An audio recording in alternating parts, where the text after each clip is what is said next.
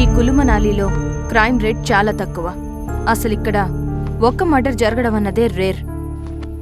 అలాంటిది వరుసగా హత్యలు జరగడం, అది మీకు సంబంధించిన వాళ్ళనే సీరియల్గా చంపడం చూస్తుంటే మీ మీద ఎవరో పగబట్టి ఇదంతా చేస్తున్నారనిపిస్తుంది.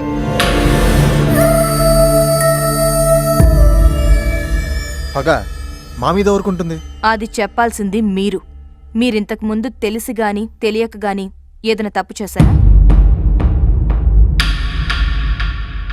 మీ వల్ల ఎవరికైనా అన్యాయం జరిగిందా? అబ్బే, అలాంటిదేం జరగలేదే.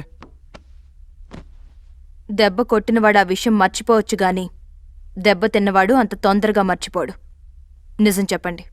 లుక్, డాక్టర్లు లాయర్ల దగ్గరే కాదు, పోలీసుల దగ్గర కూడా నిజాలు దాచకూడదు. ఇప్పటికే మీ ఫ్రెండ్స్ 4 చనిపోయారు. నేను గెస్ చేస్తున్నదే నిజమై మీ మీద పగ తీర్చుకోవడానికే ఇదంతా ఎవరైనా చేస్తుంటే మీ ప్రాణాల కోసమైనా మీరు నిజం చెప్పాలి. చెప్పండి. మేమే తప్పు చేయలేదు, మీ దగ్గర ఏ నిజం దాచలేదు. ఈ హత్యలన్నీ ఎందుకు జరుగుతున్నాయో మాకైతే తెలీదు. ఎందుకు రిషి ఇంత జరుగుతున్నా నిజం చెప్పకుండా దాస్తావు? మేమందరం కలిసి ఒక తప్పు చేశాం. మేం కులు మనాలి రావటం ఇది మొదటిసారి కాదు. 3 years బ్యాక్ మేము ఒకసారి ఇక్కడికి వచ్చాం.